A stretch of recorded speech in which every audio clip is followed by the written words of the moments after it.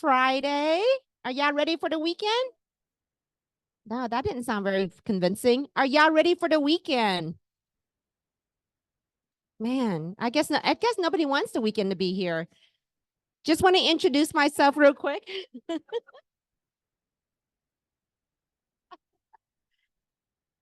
How many open houses y'all have this weekend? Who's hosting an open house? That's it? I'll tell y'all what, if you guys tag me, post your story, tag me, I will reshare it. And you never know, I might pop up at your open houses. Sam would tell you. Matthew, Alan, I mean, several people. Just a quick thank you to Alan. I was driving through Sugar Land, going to visit my sister, and I came to a stop sign. I'm like, wait, there's a picture. I know that guy. So I followed his signs, and guess where I ended up? At his open house. It works. It works. Thanks, Alan. But real quick, my name is Tufi. I'm with GFS Home Loans. I am the in-house lender here. I sit right down the hallway. If you have any questions about mortgages, have any questions, period, I am here to help. Just a quick reminder, next Wednesday, I will be here hosting All You Need to Know About Mortgages. We are going to talk about some spectacular programs that you guys have not even heard about. Down payment assistance without income restrictions on an FHA loan. That means the maximum loan amount is $498,000. That's a lot of house, right? So I hope to see everybody there. And I just want to thank my co-sponsor, Miss Tamara. You want to say a few words? Oh, you too. I'm going to kill them with this mic. I've never met a mic I didn't love, though. I'm Tamara Mannon. I'm with Fidelity National Title. I'll be real quick up here. Been in the industry for 23 years. I was with Keller Williams as a team leader with Michael Bosa for 14 years. Make this quick. The secret of my success over the last 8 years is I recruited all the top escrow officers for my competition. Thank you, Keller Williams. So that's quick. So I want to leave you real quick. I'm not going to go through the title spill because that's all you need, right? I'm over here at 1900 West Loop South. I just got off the coolest call with Tom Ferry. I'm just going to leave this with you real quick because, see, I'm kind of a snob when it comes to training, right? I feel like I've heard everything. And I heard something today that I've never heard. So that's what I want you guys to hear. Now, y'all are Keller Williams, so if you've already heard it, I mean, you're ahead of the game. Let's hear it. But, okay, buyer's agents or people that work with buyers. How many do you keep track of the concessions you get for your buyers? You guys heard this? Yes? Is it a joke? No. No. I've never heard this. Okay, so this top agent keeps track of all of her concessions. So for instance, follow me here. So if you did 3 closings, buyer transactions last month, okay, you got $7,000 on one for a roof. You got $10,000 on another for whatever, I don't know, fence. And then you got $3,000 on another for whatever. So what's that? 7, 10, that's $20,000, right? So when you're in your buyer's consultation, you say something to the effect of just last month, I negotiated roughly $20,000 for my 3 buyers. Negotiations just kind of my thing. Oh, so cool. I've never heard of that. Have you heard of that? So here's the other thing, and I'll leave you with this. We just got this awesome coffee brewer at my office, and I'm super wired. Don't do the bold. I'm good. But anyway.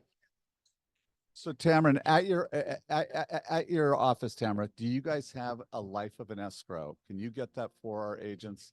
I know you do. So right now, your consumer that's buying a house, they're more confused than ever. They've been looking at the news. They might have heard something. And so they would like to know the true path. Hey, by the way, can we get the music off?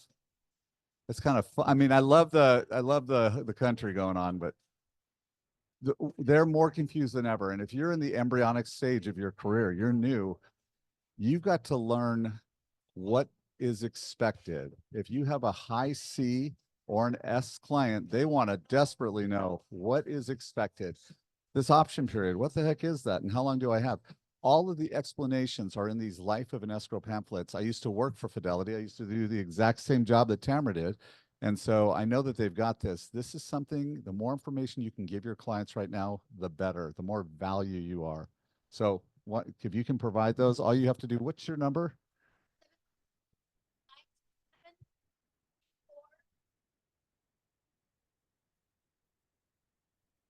Okay, what's that number again? Yeah, if you shoot her something, she will get those to you. Okay, so please take advantage of that, especially for some of you that are new in the business. You want to offer some value and you're competing against agents that have many, many years of experience. What a great opportunity. All right. Thank you, both of you. Wait. Before Tamara goes away, can I just double down on something that she said that was brilliant? And again, we're going to give you some of our pages from our actual live buyer and seller presentation today. But one of the things that you mentioned, again, I don't want that to go out because that's part of our script, but right, on average, we save our buyers 3.9% thanks to our 14 proprietary systems.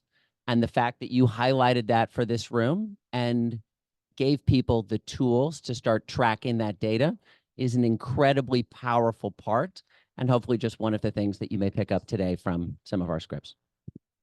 I know I can't use scripts. I need to use the word dialogues. I was gonna say, you said it so much cooler than I did. Oh, what's your number? 713-927-3433. Tamara, Tamara, title. TNT.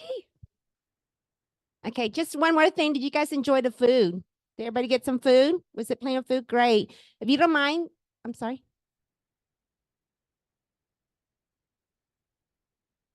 Yeah, they're on it right now. Okay, awesome. That's Capone's Pizza. They're located right on Richmond and Kirby, right by the Hobbit Cafe. Danny's the owner's a friend of mine. So make sure y'all say hi to him for me, okay? Thanks for having me. Enjoy your class. All right, is everybody ready to go? As ready as we're going to be. Okay, so who's new in the office, doesn't know Paige, hasn't heard of Paige or the Houston Properties team? It's okay. All right, you are in for a treat. And those of you that have been here before, who's listened to Paige speak before? So when you see that And y'all many, came back? Wow. when- I'm honored. when you see that many hands goes up, that shows you that there's going to be value over this next hour plus. Please take notes. Please listen to what they have to say. They have been contemplating what's going to be happening in the next 2 weeks in our industry for a long, long time. So they've been doing the heavy lifting. They're going to share with you today, which is amazing, that top producers, I'm sorry, how much am I paying you guys for this? Just drinks after. I'm happy to pay that. But truthfully, they do this. We care about profit share, Michael, around here. So no Well, payment. She could say she cares about profit share, but what she really does is she cares about agents, and the team does. Their team is here, and this is our top team. This has been our top team since the moment they walked in the door, and they're choosing to do this out of the goodness of their hearts. So please, let's be extremely respectful, but also take advantage of the information they're providing.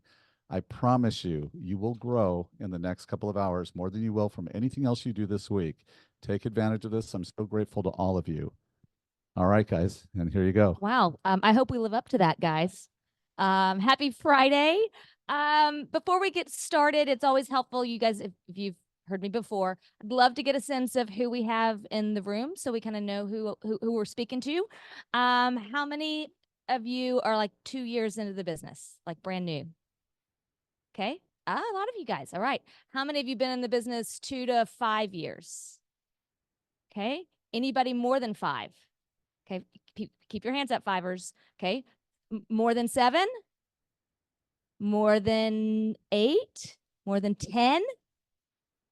Wow, we got some OGs in the room. So I'm not sure what I'm going to tell you guys that you don't already know. But I will tell you this. Our team has been working really hard on understanding what this means, what it means for the consumers, what it means for us. We've been working through these topics probably since November.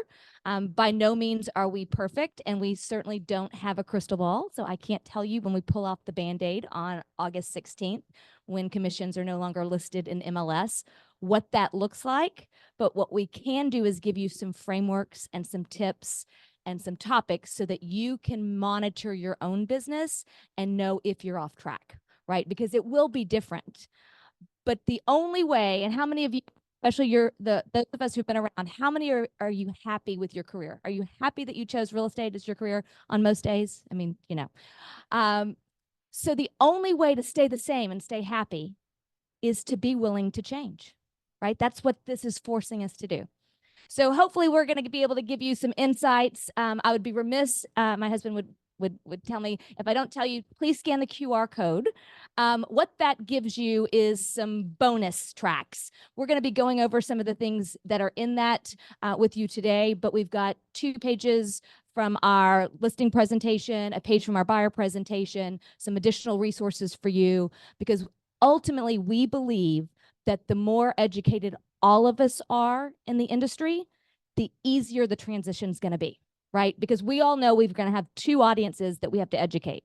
We have to educate our clients, and then most likely, unfortunately, we're going to have to educate the agent on the other side of the deal.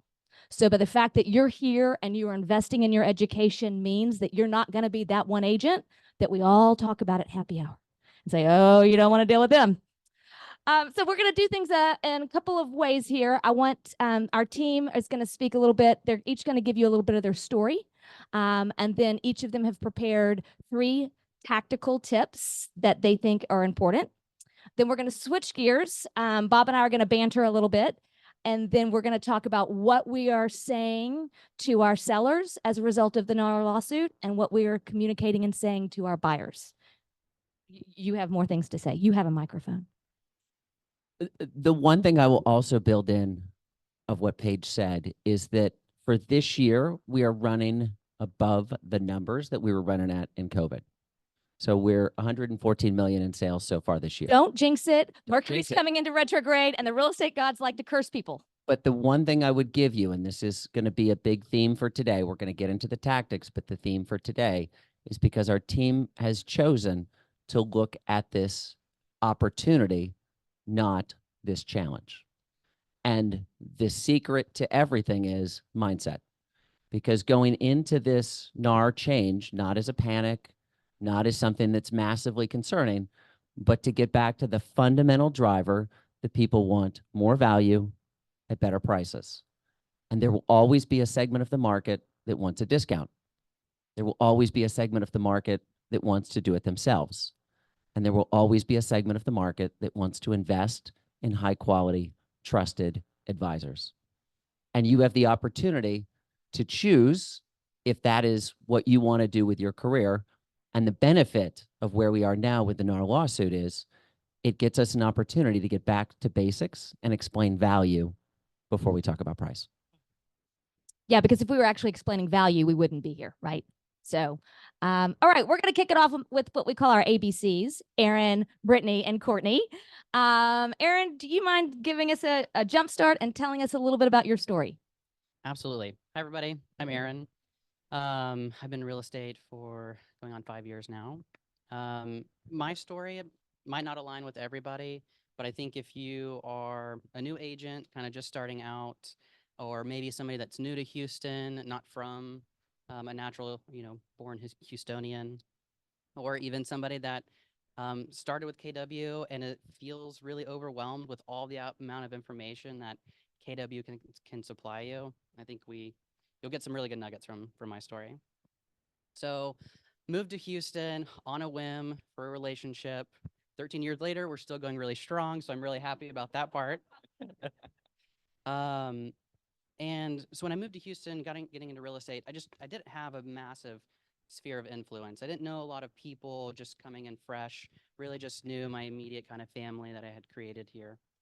So, I felt like I was missing a large part of the lead generation that, we all need to kind of keep our business going in real estate. I was struggling a little bit in the beginning. I really value knowledge. And so that's big reason why I chose KW was because the amount of information and knowledge that you can get from the KW platform. But after I finished Ignite, I was really overwhelmed. I was like, how the heck can I put all this together and, take somebody from the search to the close?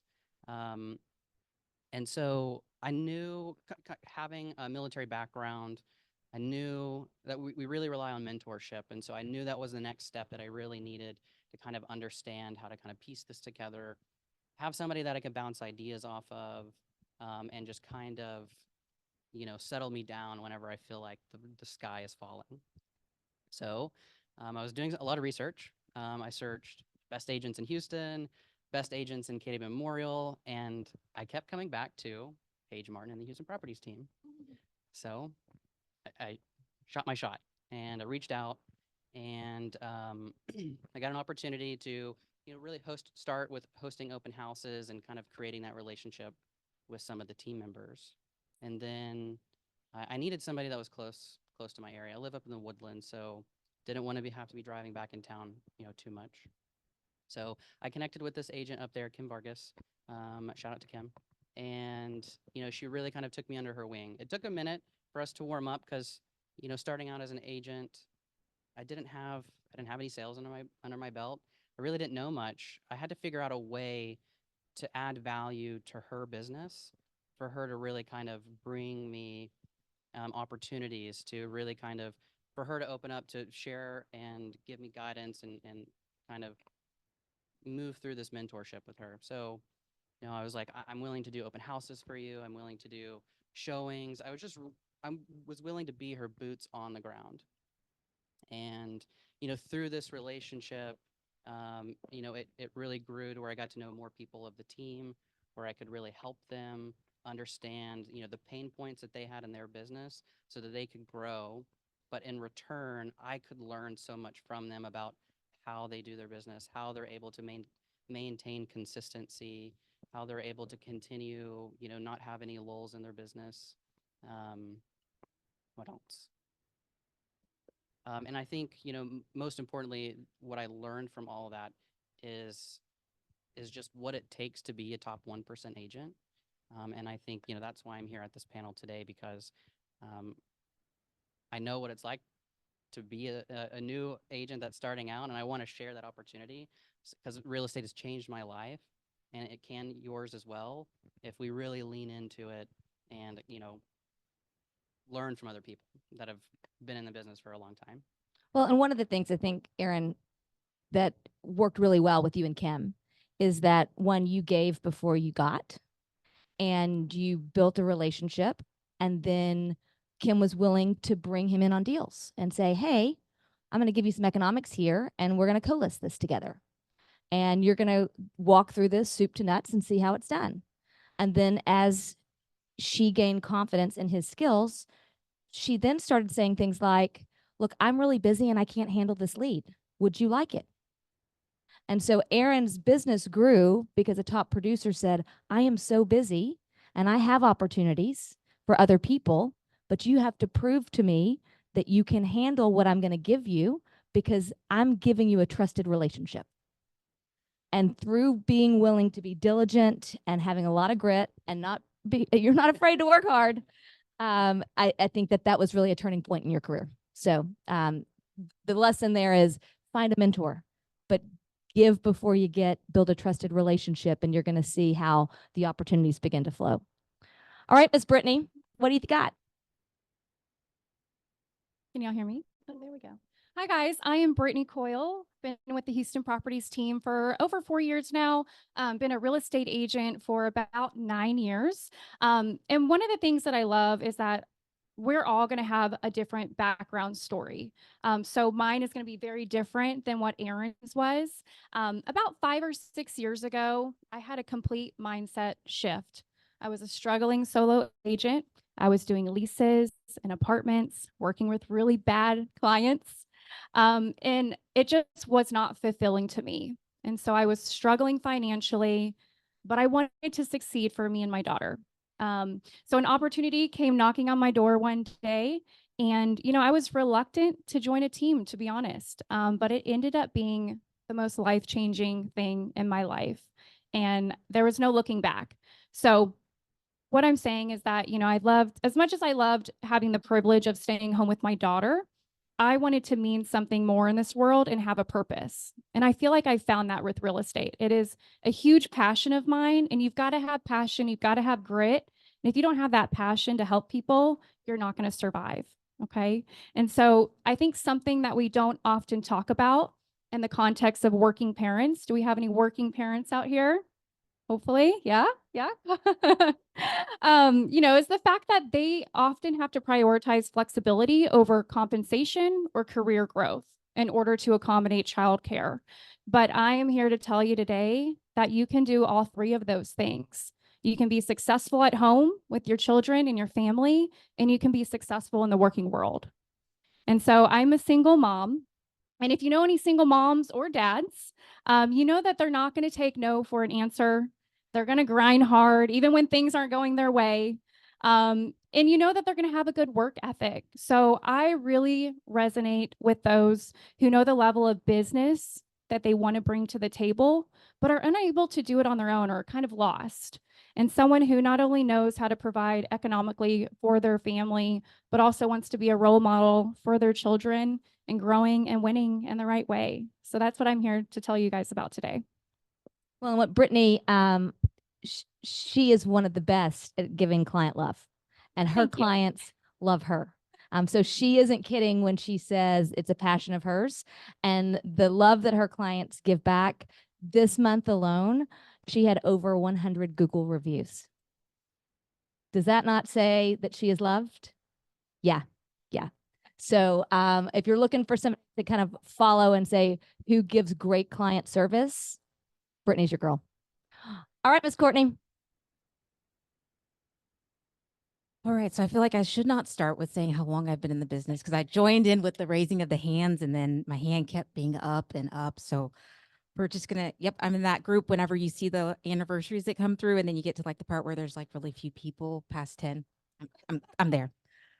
I started when I was 2. So so my story, I think in so many ways, different people can relate to it, whether you're new in the business or you've been in the business for a bit, or you've been in the business for 10 years. So I joined KW. This is my only home. I've known nothing different. Came in under the great Cindy Bluestein. I think a lot of us know her. And got going with open houses, started building what I thought was a great business, was excited. I was like, I got flexibility. I can do what I want when I want, and thought everything was great. Hit a shift, hit a downturn in the market. Didn't really understand what that meant because I'd never been through it before. And I love the office. I came and I listened, but I didn't have the opportunity to really be in close contact with someone or anyone who'd lived through it before, brainstorm through how are we going to get through this? Because a lot of times when you go into these changing markets, it gets scary. And so a lot of people don't want to show that they're afraid because it's a sign of weakness. And so I was doing my best. I was like, okay, I can do it. I'm going to do more open houses. I'm going to do more of this. I'm going to do more, not really knowing where to put more. And then I found myself having to say, I don't have enough. And so I'm going to have to pick up another job, but I'm going to keep doing real estate on the side. I'm going to keep trying.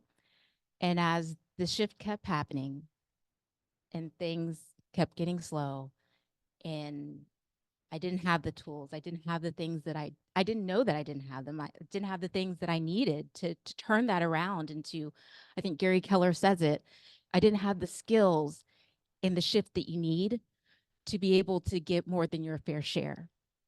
I didn't know any of those words and I'd never heard them before. And so I was fortunate enough to be able to find this team and joined a team where these things weren't scary. We talked about them. We said what's coming. We planned for them.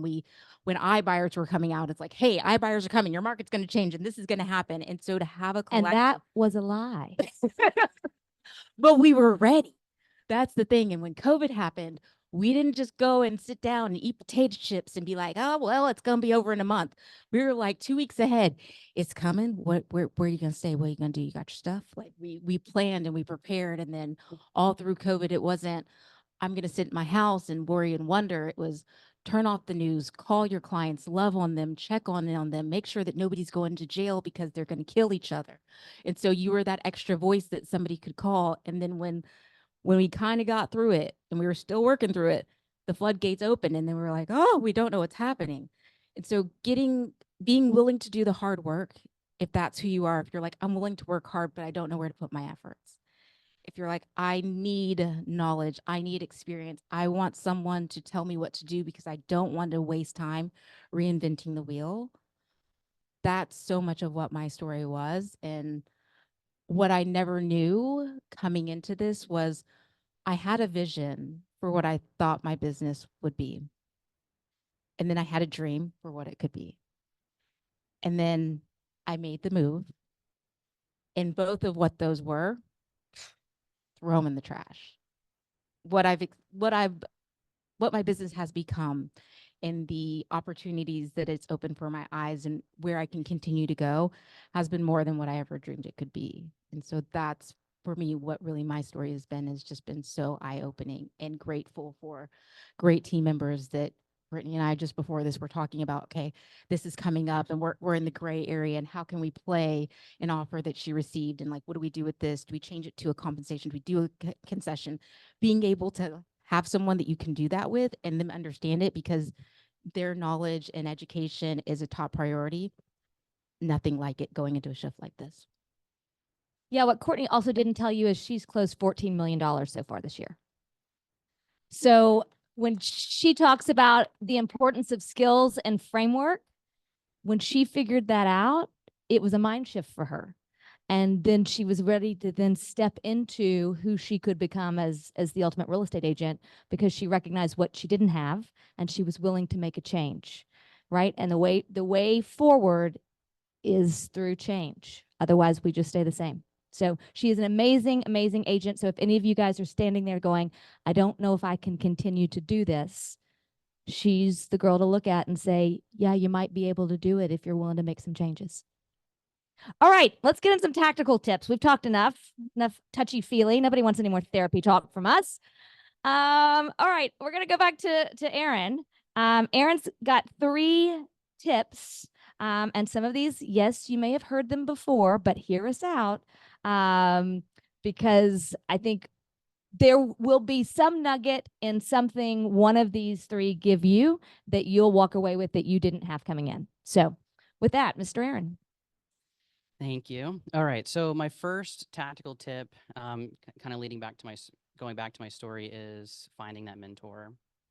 So how do you identify who's the right person for mentorship? I think you should really need to start geographically. Initially, I was looking outside of my kind of area, and then kind of shifted my mindset to I need to stay somewhere where I'm very comfortable.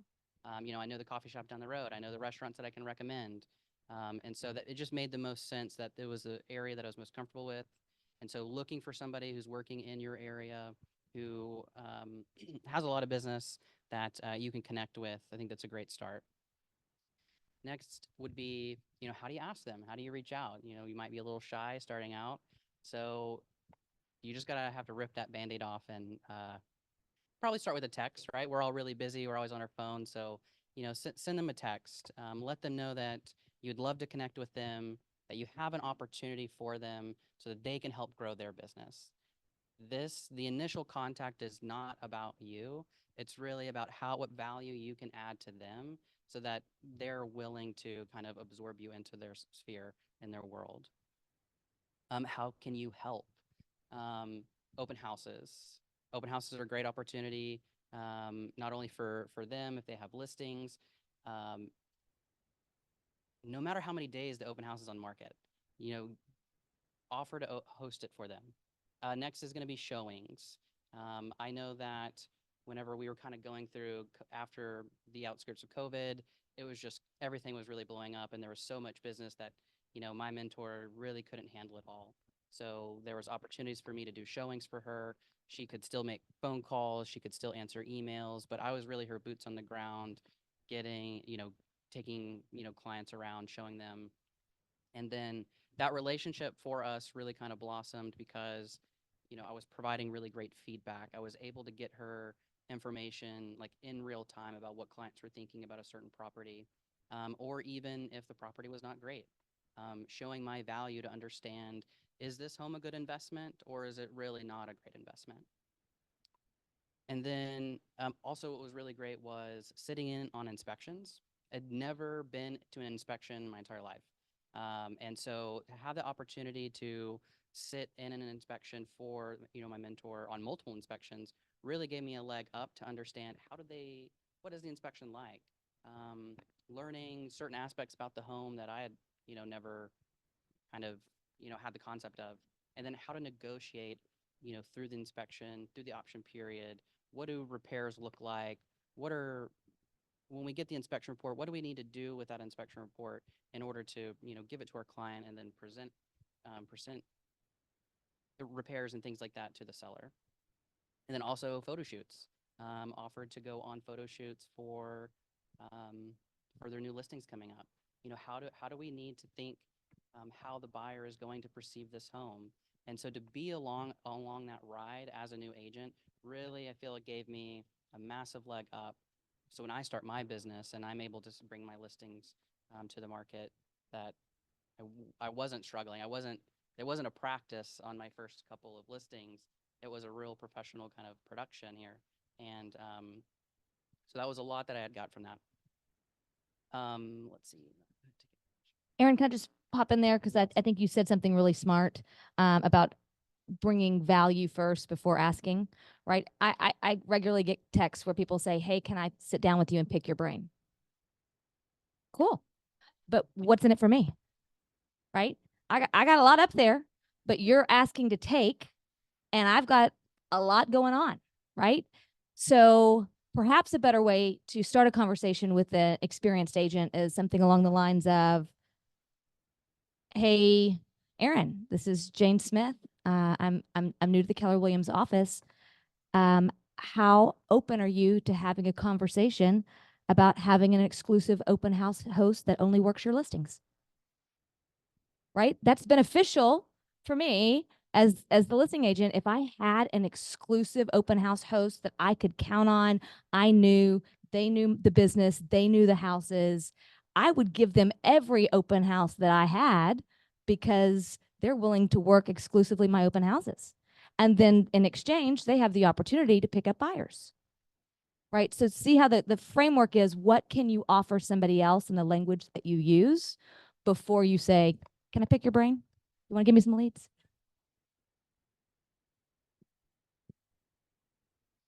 And if I could just piggyback off of what Aaron was saying about, being there for the inspections, the photos, I think it's quite shocking how many agents don't go the extra mile and don't feel like they need to go to the inspections and meet with their clients and meet with the inspector and go over, concerns or red flags.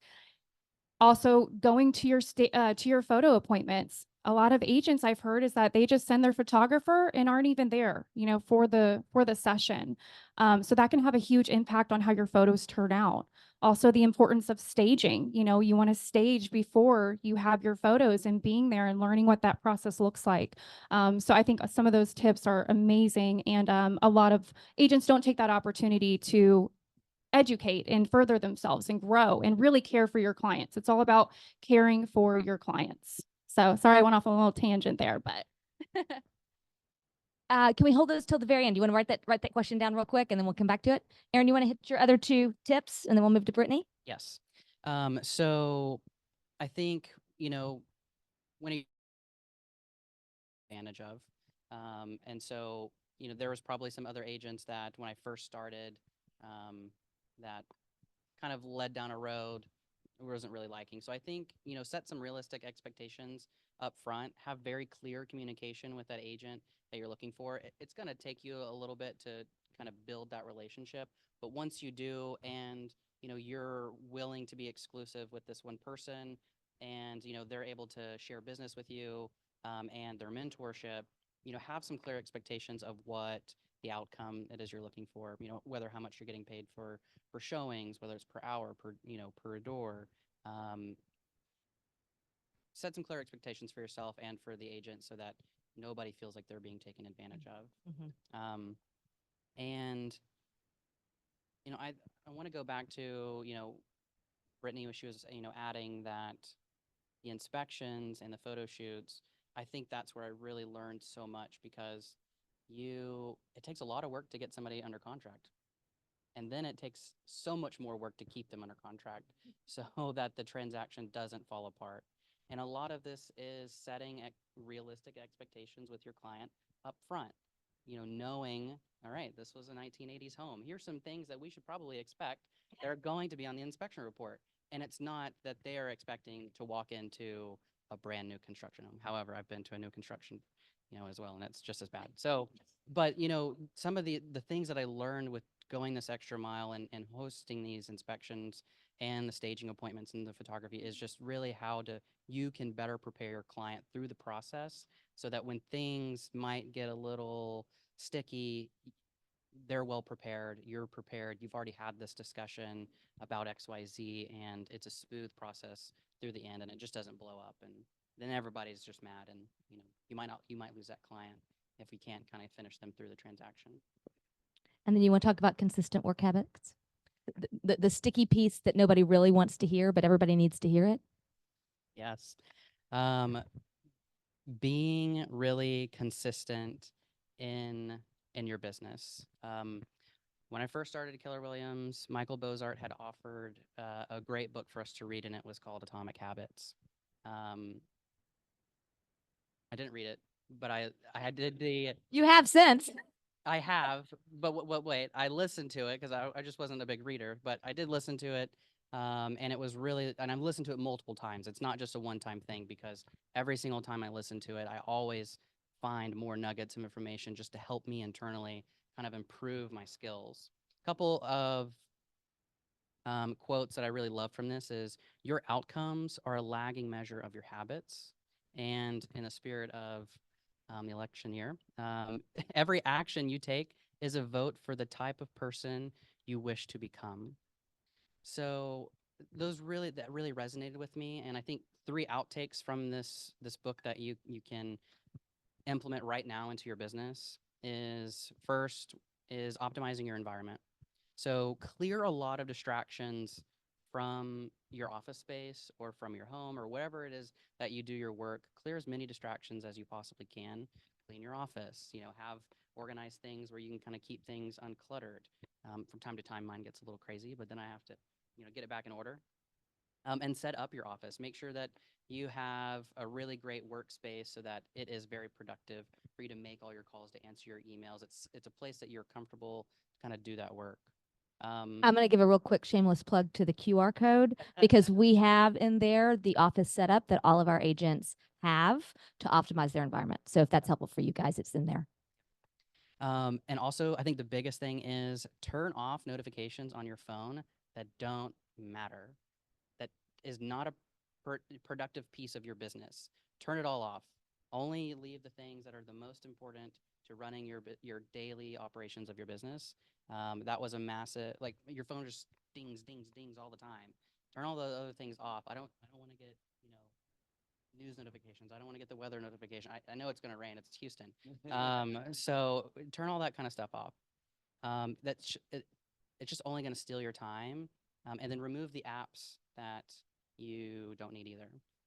Make it harder on yourself to use the apps that you might want to use on a daily basis. Make it more difficult so you really think twice about, am I going to get on Instagram on my phone, or am I going to get on YouTube, or whatever it is. It helps you second guess if this is a right entry point for me. I'm also add that many of our agents do not have social media apps on their phone. And scale down your habits. So I think initially when I first started real estate, I had these really grand goals. And after listening to this book, it really kind of helped me understand that I can set this big goal and I always usually fall short of it. And so in order to improve my business, I scaled down the habit, scaled down the goal to bite-sized pieces. And so one of my goals right now is actually, we have a power hour on our team. So twice a week, we 1 hour, we're on camera, we're on mute though, we're on a Zoom, and we're all just making calls. And so it's a really great camaraderie between everybody on the team, but also we're all doing the exact same thing for our business. But the ultimate goal of that is to make more phone calls. But in order for me to really kind of, get it down to a micro level, I needed to break this up into something that I can do twice a week for 1 hour for the next 9 weeks until the end of the quarter. And that just makes it so much more manageable on a weekly basis. And your thought should be is, can I stick to this habit 98% of the time without fail and no matter the condition? I think I can easily commit to 1 hour twice a week for the next 9 weeks. That's a pretty manageable goal for me to achieve my greater goal, which is more phone calls and more leads down my pipeline. The last tip is master the entry point. So this one is, let's say you reach for your phone, you want to get on Instagram because you're bored, right? You're just bored. You're like, I want to grab my phone, kill some time. And instead of making more phone calls, you're like, maybe I will just look at Instagram real fast and get right off. Yes. So if you do that first step by optimizing your environment or getting Instagram off of your phone, or instead of clicking on Instagram, make one phone call first. And that one phone call will hopefully spur you into a better momentum of maybe making a second phone call, maybe making a third, then checking your emails and getting back to clients and not wasting, 15, 20, 30 minutes, perusing Instagram or YouTube or whatever that might be. And I think just know that, it takes about 21 days to really form that habit. But when you do and you feel really comfortable with it, your business is really going to explode because you're setting yourself up for success. And it's all about what you're doing now and not and getting the expectation that you want later, not. So I love that you talked about habits because that's going to come back up. You're going to see when we start getting into some of the dialogues on what we're talking with our clients about the NAR lawsuit. It is because these guys have developed the habit of practicing that conversation. Because the worst time to think about what to say is to think about it in the moment. So if you haven't built a habit of practice around your real estate career, it's very hard to have the results that you want. All right, Britney, what do you have for us? Okay, so my tip number 1 would be the favorite or fool mentality. Has anyone watched the favorite or the fool YouTube video? Raise your hand if you have. Oh, wow. Okay. This is awesome. This is great. Yeah, No, this is great. brand new content. Because I'm about to unlock a whole heaven of gates of information. So I would highly encourage you to look up Regina Vanicola and just type in favorite or fool on YouTube. And it is an amazing, eye-opening experience, really, on how to deal with your clients and really being intentional. So do what? Oh, Regina Vanicola. There we go. Favorite or fool.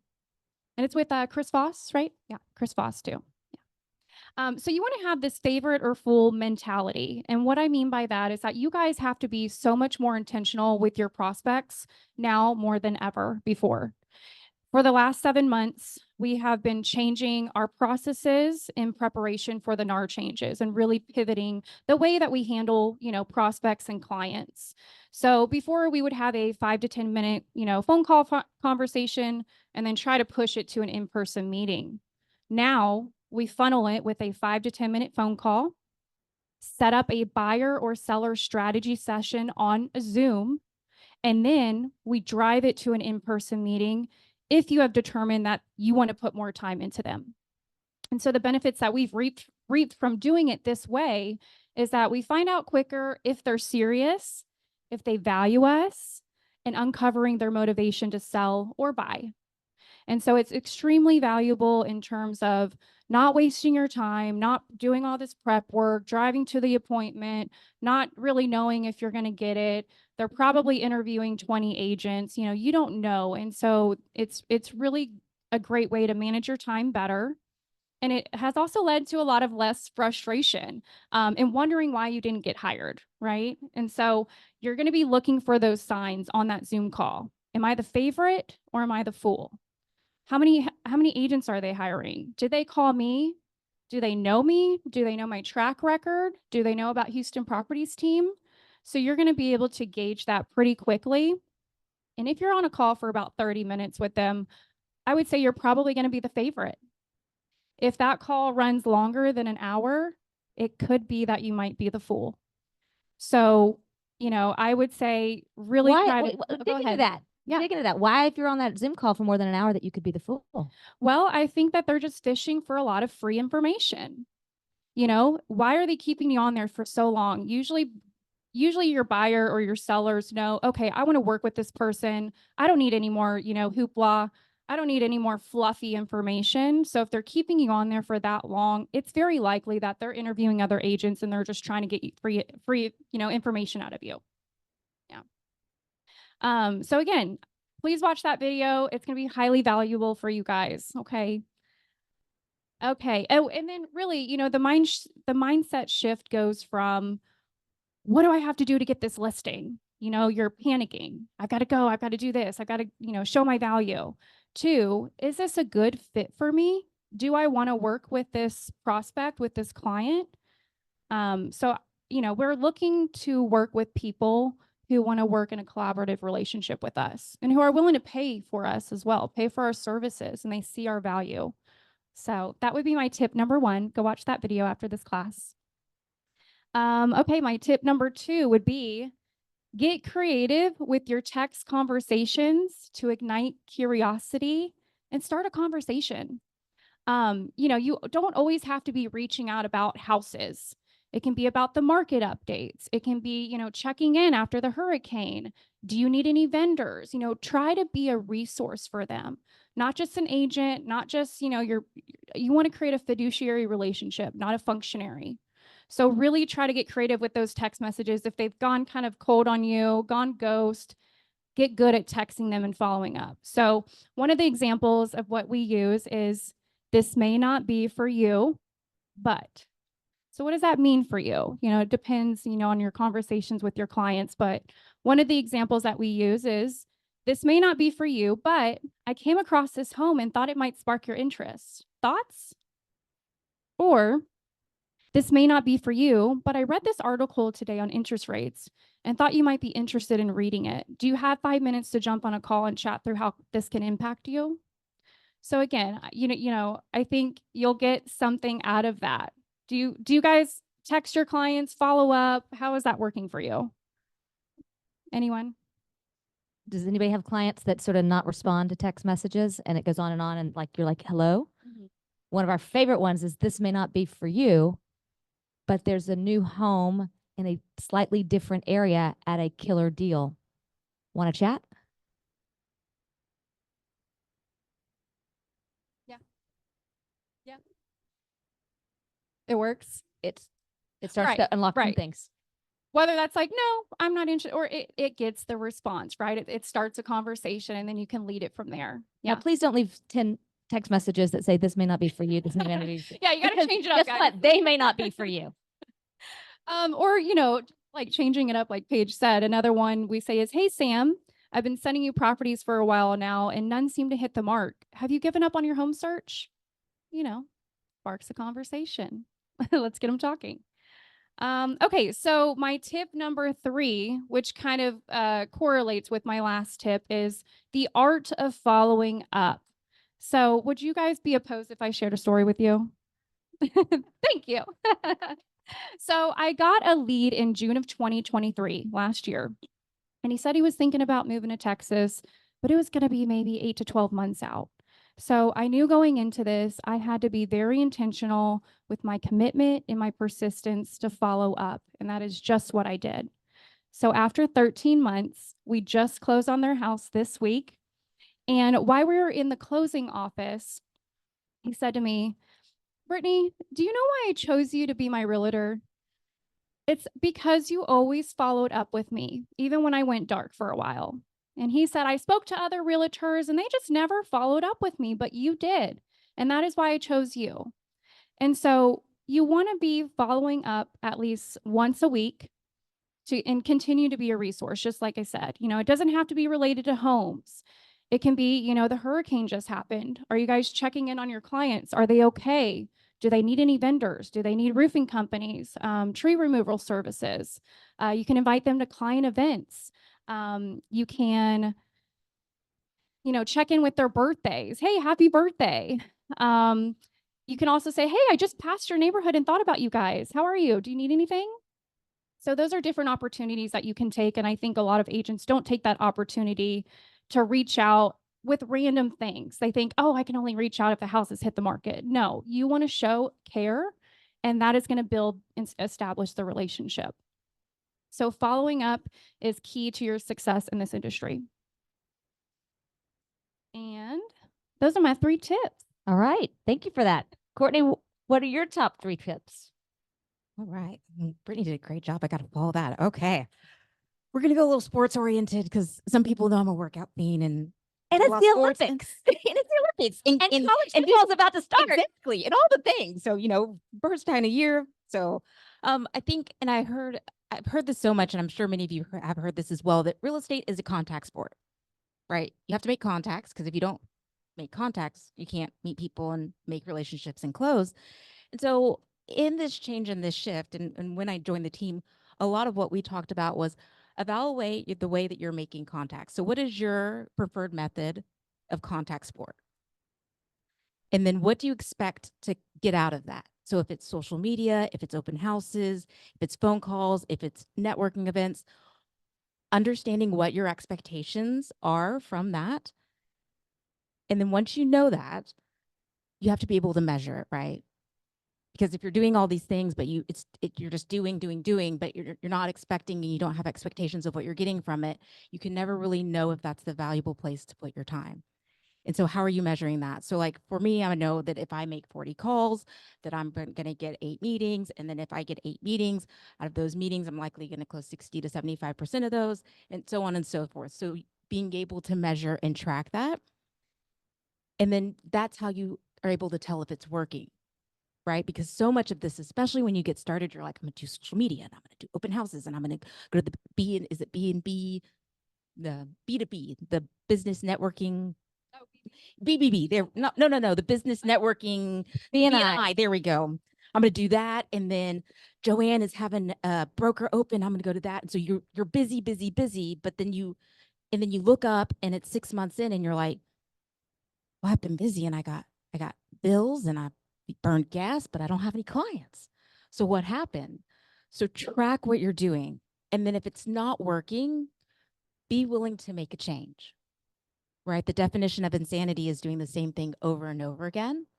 And so, yes, we know insane agents out there, but let's not be insane with them, or at least try not to. And so if you can't measure it, if you can't track it, if you're not getting the results that you want from it, understand that in this change environment that we're in, the best thing that you can do as an agent is be willing to change and to pivot. And my next tip, I'm going to say that, can I say the S word? Is Michael in here? Okay. Okay, let's do it. Say it. Okay. Let's do it. We're real sorry. I'm sorry, but I'm not sorry. And you're going to hate me for when I say it, but practice, I'm going to say it, your scripts. I said it. But it's so powerful. And I look, I did bold, I did all the things. And I remember sitting in bold. Oh, Michael's not in here, right? I remember sitting in bold and I'd be like, this script doesn't sound like me. And that's okay. The scripts that you may find in certain places may not be you. But remember, you can always change those scripts and take pieces and parts of those and make them something that resonates with you. But then once they resonate with you, then internalize them. Use the tips and the tricks. Practice them over and over in the mirror. Say them 3 times or 30 times to yourself. Really cringy part I'm going to say is when you say it, record it, and then listen to it. It's going to hurt at first, but if you do it in the car, it's a little bit better because it's like music in a weird way. That's what I do. But that way, when you have to have those conversations, it just pops up in your head. Like when I have someone call in and they're like, oh, I'm like, oh, they're like, I'm not looking to buy. No problem. Most buyers are just like you. They're just curious about information and they're usually about 6 to 8 months away from making a decision. Does that sound about right? It does. That does. Okay. You don't want me to do it right now. And I've given you an out, but I said, I know what you're looking for. I understand where you're coming from, but it comes right out. And then in this current changing world, objections are going to come. And I think when you're new, even when you're experienced, nobody loves to hear an objection, but those are buying signals. And so if you are going to have a hard conversation with a client, or you're going to go to a current listing that you have and walk them through what's going through and the changes, or go to a buyer that maybe you didn't give the best explanation when you did the buyer representation agreement, and now you've got to talk them through everything that's happening, write out that conversation, have that conversation 30 times with yourself and record it in the mirror. Working through that, when you get into that situation with that person, you've practiced and practiced and practiced, and practice doesn't make perfect, it just makes better.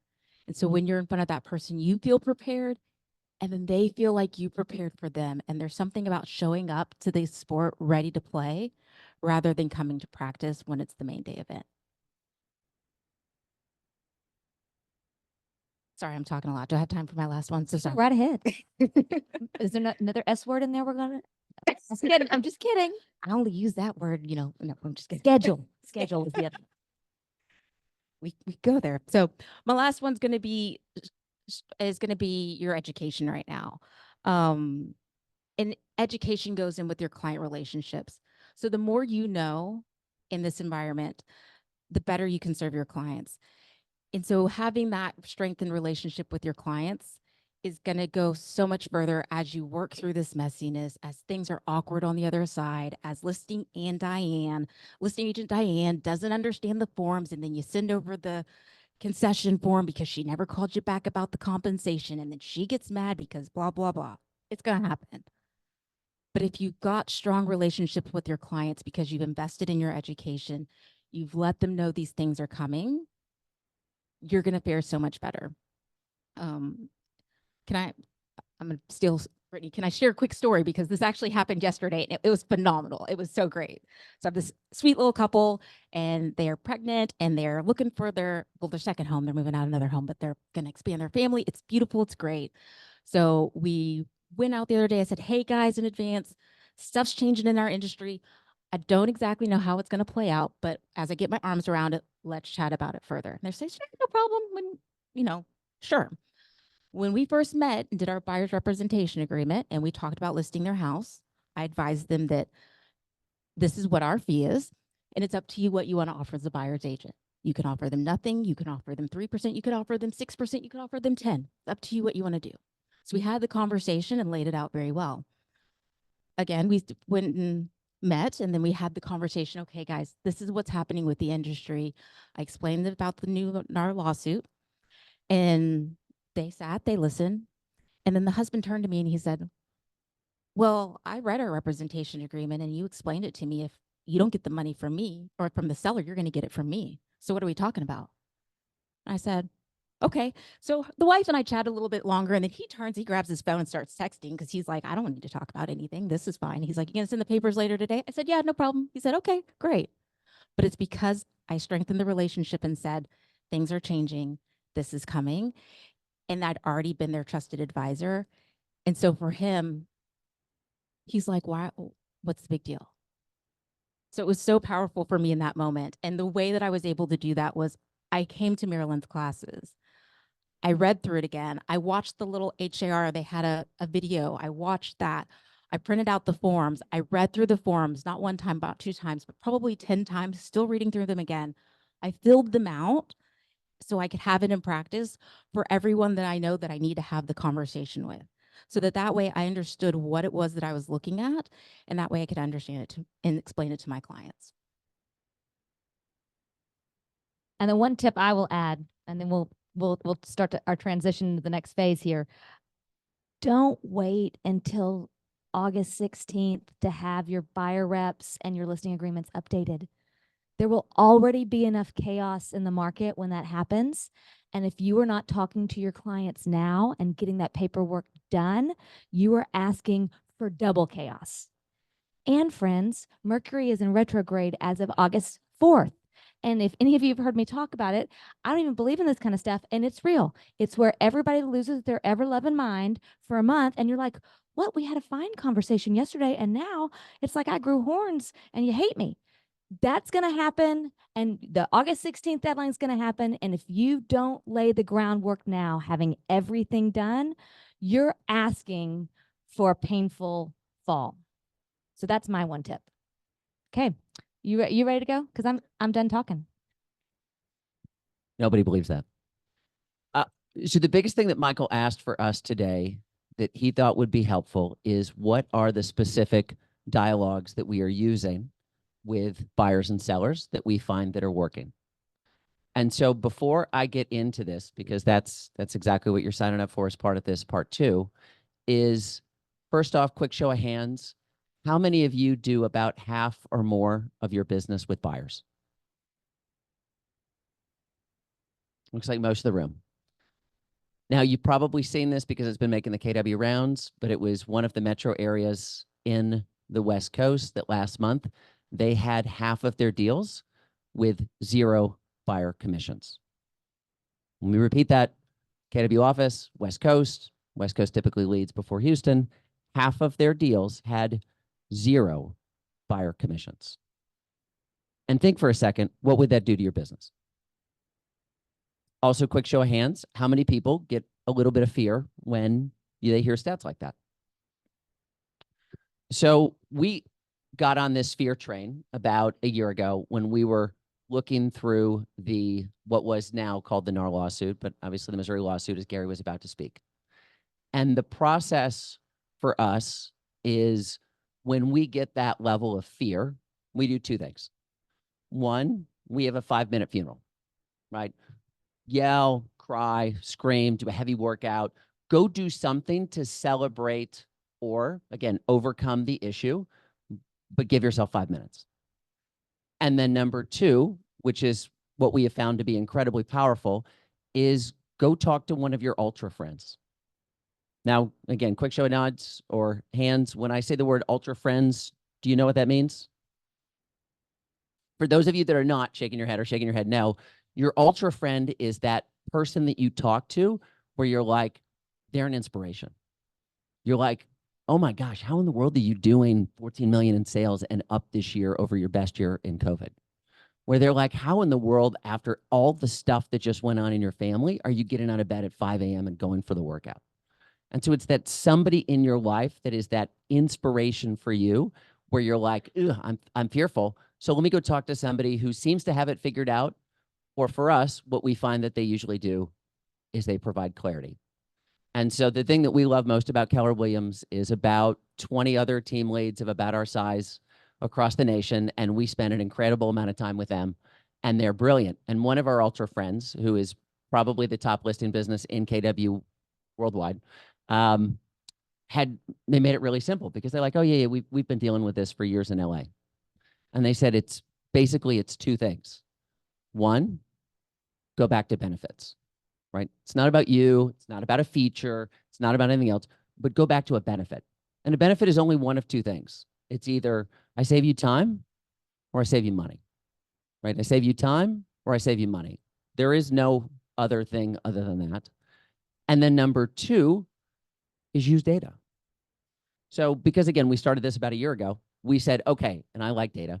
So we downloaded every single sale in Houston over the last year, about 70,000 sales, and we looked at all the data. And we said, with the data, what is the benefit to the seller to want to pay buyer commissions?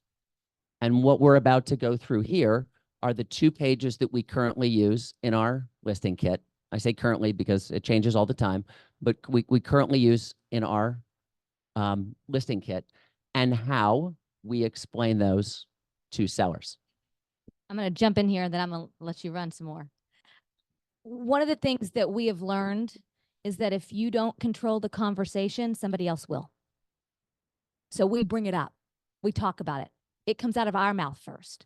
Bet you wonder how we get paid. Well, let's have a conversation about that. Because the moment that person asks you the question, you've already lost. You're on the back foot and you're scrambling. So I know what the questions are. I'm going to bring it up. We're going to talk about it. We're going to get clarity on it. And then we're going to be able to decide if we're a match or not for what the services we provide and what we charge. So don't be afraid to talk about it. This is not something that you can sweep under the rug and hope somebody doesn't notice and they'll still sign your buyer rep, because you're going to have the problem when the seller doesn't completely pay the full commission and you haven't fully explained it to that buyer, right? So this is not a time to be coy It's a time to be completely transparent and making sure your clients really understand. So talk about it first. And so obviously for those of you that went to the QR code, you have this 2-page PDF already, and we'll put a QR code back up at the end. But we have 3 sections of our listing presentation for specifically how to address how do you get your buyers compensated and why that is in the seller's best interest. And so for this top part that you can see on the screen, the successful marketing avenue, Courtney, what questions do you ask or how do you explain this when you're in a listing presentation? Bob, that's a great question. First, I like to always go back to when they bought the house, what their experience was. Did they use a buyer's agent? And let them talk through that and have them talk to you. And how was that beneficial to you? What was that experience like? Most people will say, they helped me find it, all of those things. So let your client do the majority of the talking there. Also, I just bring up the stats where people find their homes. I ask them, where did you find this home? So I like to work it backwards and ask questions of them that essentially come back to this laying a groundwork for how that buyer's agent was integral in their purchase process and how that's continuing today. And then we typically will hit on the slide that 89% of buyers are represented by an agent. And then we'll talk through the different ways of how that's a marketing tool for them. But it's asking the questions of their experience to help bring that forward so that they remember that was a value add to me when I was going through this. And so how would that help when they're selling their house, having someone on the other side to guide them rather than having Susie, the customer, that doesn't understand, and then they go under contract, get super hopeful, and then it doesn't stick. Excellent. Anything else you want to cover? Nope. That's perfect. The one thing I'll highlight here, and again, this is for those of you that also like data. Again, remember benefits and data, benefits and data. One of the best sources for data is the NAR annual buyer and seller guide updates. Because when you say the words, most people in your situation hire a realtor, specifically 89% of people hire a realtor. They're like, oh, well, I'm most people, right? Especially for those of you that know Phil Jones. That's one of his magic words. But it gives you a really good opportunity to identify what most people like from the annual NAR buyer and seller guide. Britney, how would you explain this section? Yeah, absolutely. So whenever I am sitting with my seller, I do like to create a question tree, essentially, to kind of dig into a little bit more about how he feels about the buyer agents. So one of my first questions, Bob will be my seller. So I'll say, Bob, are you familiar with why you would want representation on your home? Great question. Let's see what he answers with. He's probably going to say, no, I don't know. Can you explain? And then I say, well, one of the reasons why you may want to consider compensating a buyer's agent is because they serve as a high-end insurance policy or a safety net. Would you like me to explain the 2 main advantages of this? So then we get into the conversation of, buyer's agents not only serve as a marketing avenue, as Courtney said, but they also serve as a safety net. And this is a huge advantage to our sellers because about 1 out of every 4 unrepresented buyers fall out of contract, as opposed to about 1 out of every 10 represented buyers. So the transaction is more likely to come together and make it to the closing table when you have a buyer's agent on the other side. And we look at this as one of our clients' largest investments. And so we want to protect them from any future litigation or the deal falling apart and having to go back to square one. So for me as a listing agent, I'm always going to be an advocate for having a buyer's agent because it takes 2 to get to the closing table. One is not more important than the other. And I really want to emphasize how important it is to have both sides there to get both parties to the closing table and happy. So that's what this page means for us. Fantastic. And then the second page that you see here is when we do our pricing, and you probably heard this from Gary Kellers, listing agents who bring up pricing and commission net more than listing agents who don't. And ultimately, what most consumers are looking for is a choice. And so we ask our listing, our people who are listing homes to make 3 decisions. First, where they want to price. Second, what they want to pay the buyer's agent. And third, what they want to pay us based upon a menu of services. Aaron, for the second section of what do you want to pay buyer's agent, how do you explain that? Well, likely at this point, they're really on our side already. So we've done most of this legwork until we get to this part. But we really like to think about when we're expressing this to the seller that the buyer's agent is a part of our marketing platform. Most people find their house through an agent. And so this really helps them bring that to us. It really became very apparent. Courtney and I were actually on a listing appointment, and it was in a new construction neighborhood. And I don't know if you've been to new construction yet, but the builders are literally offering up anything at this point. A generator. I've seen somebody offering, a builder offering a generator. Yeah.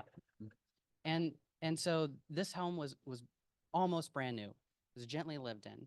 And so we're thinking, like, how is this an additional market against these new construction builders?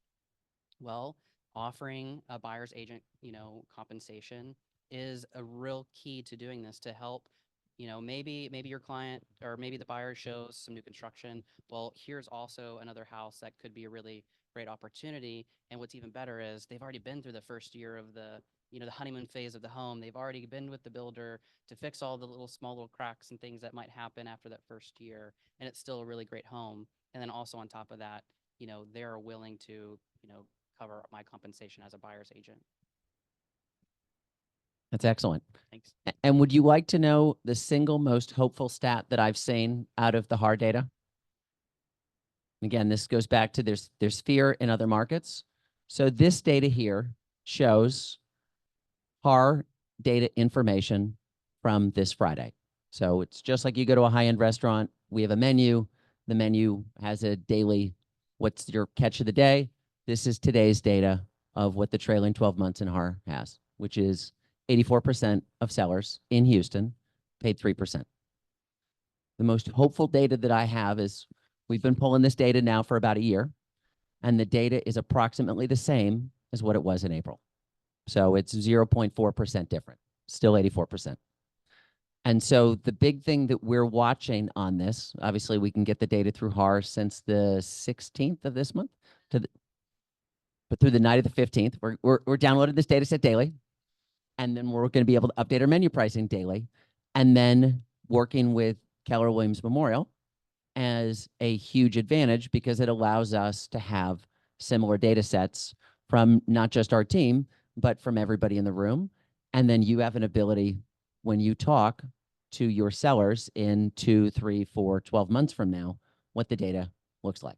Yeah, I'll just throw some additional information in. This is incredibly powerful. And the benefit of being in a large brokerage like this, with Michael being willing to track the data, is that it gives you the insights to then properly advise your clients, right? Because if you didn't know what everybody else in the market is doing, which is essentially what's happening to us when this filter goes away, how do you tell your clients and advise what they should do? You don't know. And so the fact that you will be able to get this information through KWM is a incredible, incredible resource. And I'm so happy that they're doing that. Okay.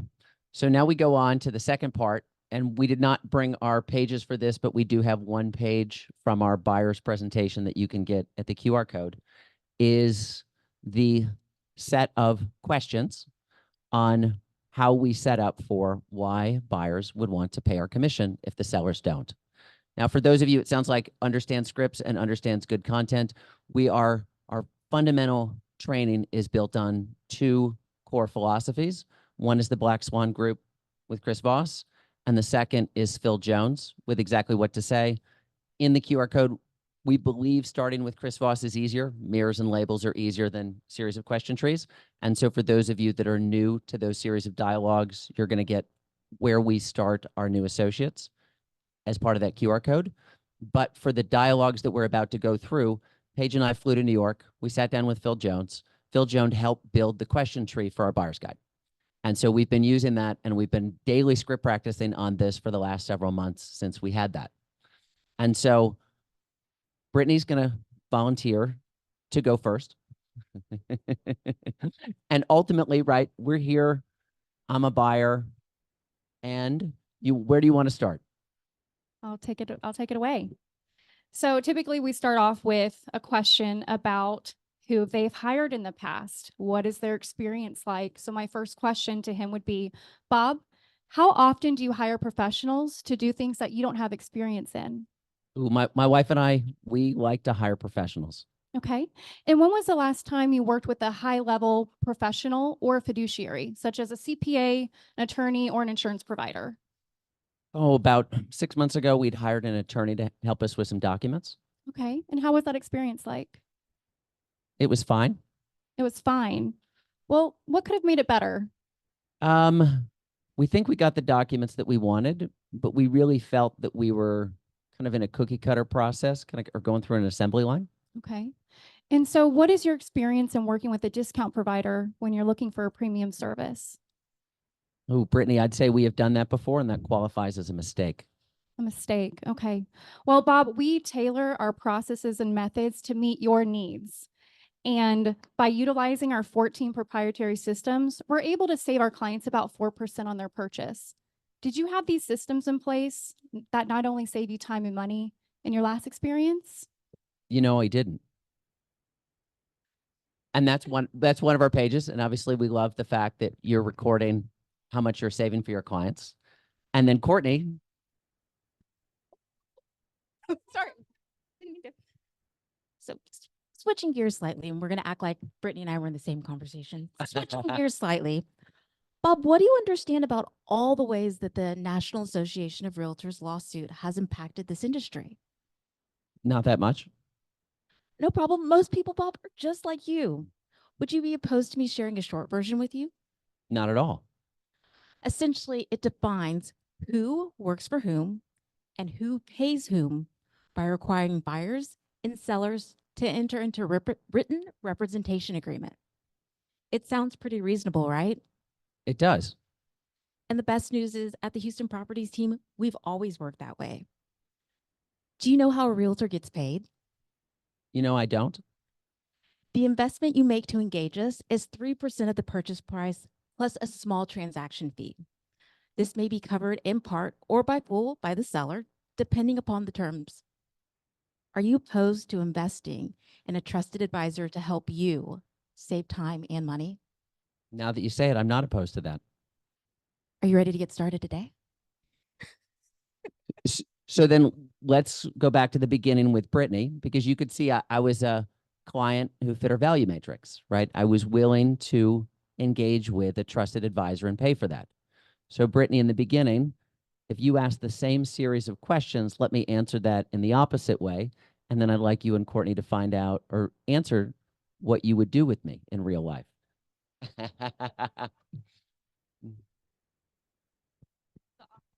Yep. Oh, God. Sure. But if you go through your same series of questions, because in this case, I was an amenable person. I like to hire professionals. I recognize that if I want a discount provider, that, that's a mistake because it costs me more time and money.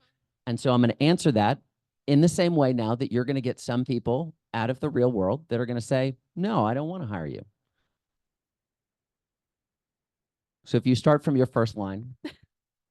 I hate this. Okay. Bob, how often do you hire professionals to do things that you don't have experience in?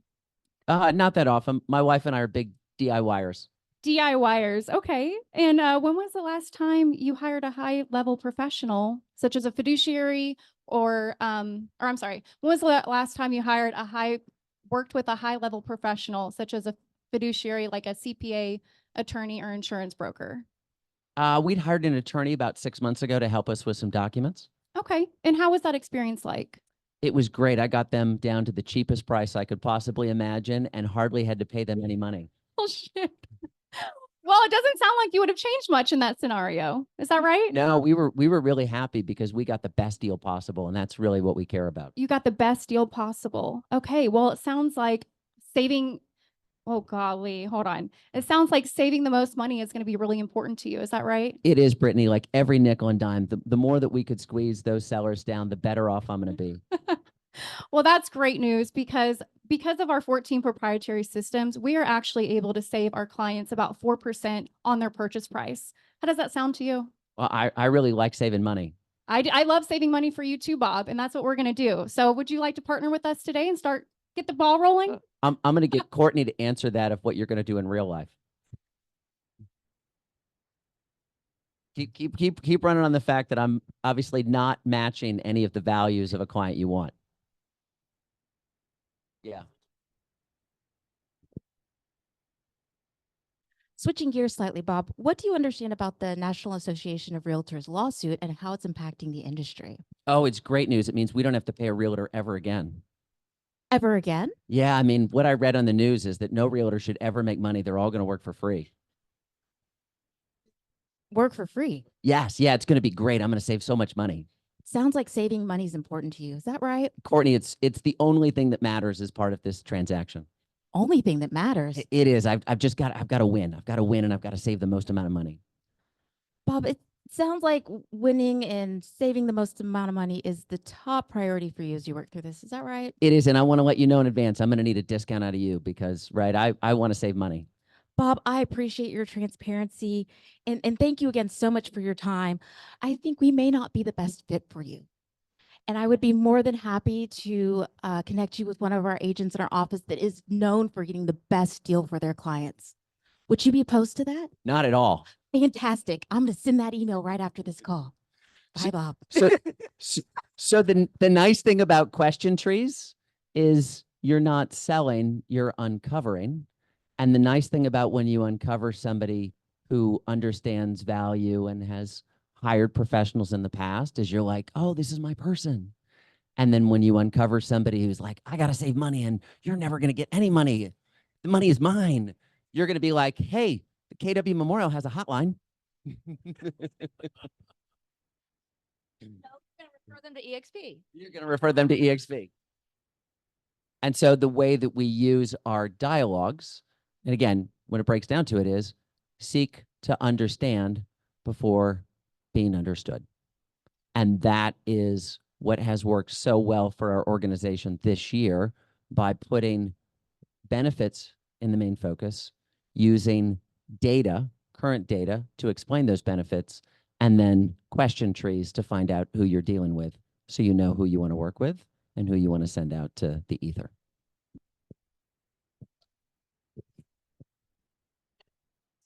All right. I think that's what we got for you guys today. I hope that was helpful. And now, anybody have questions? More question trees?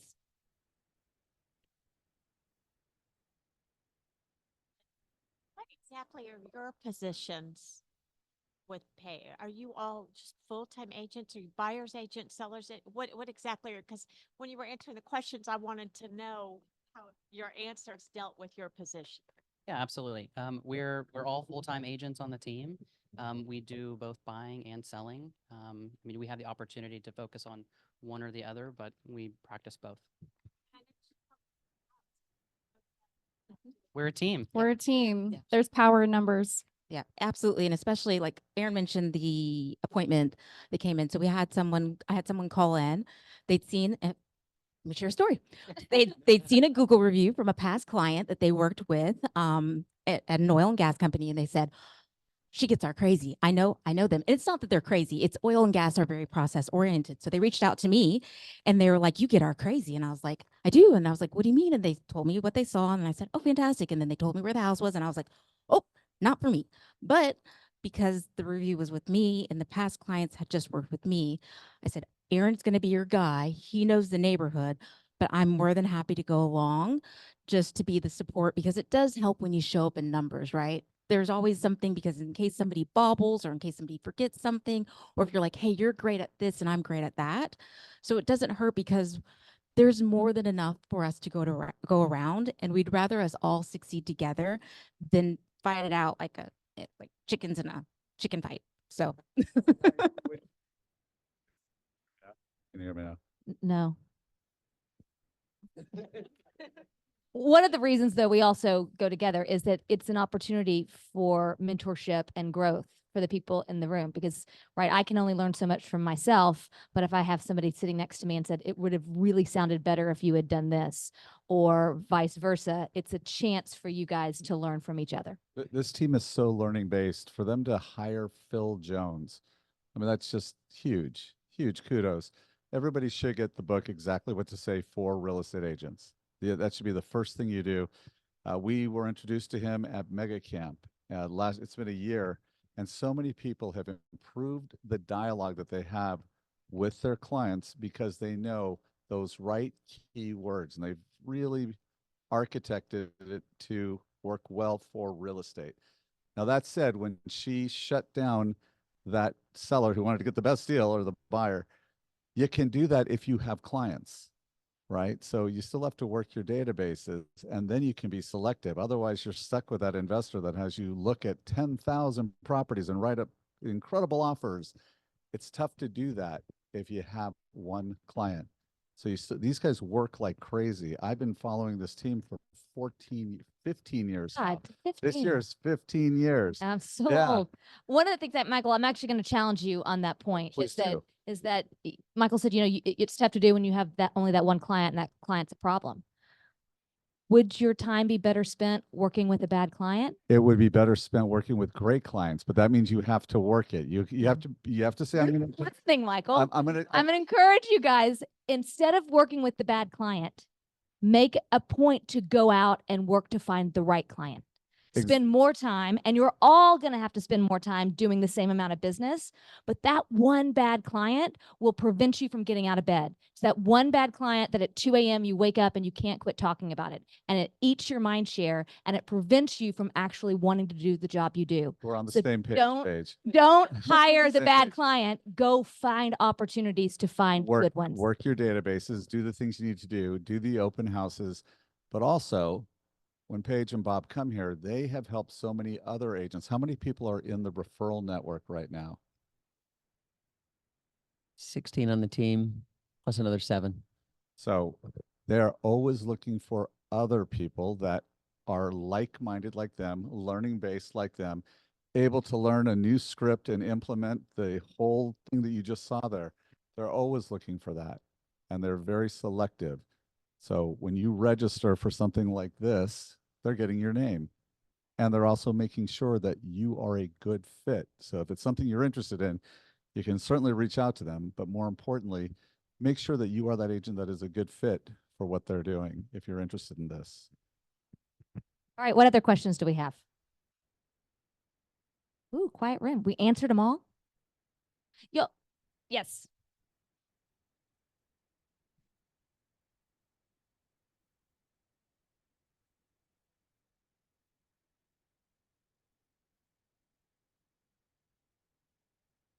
All right, so repeat the question and that, how often do you guys do script practice?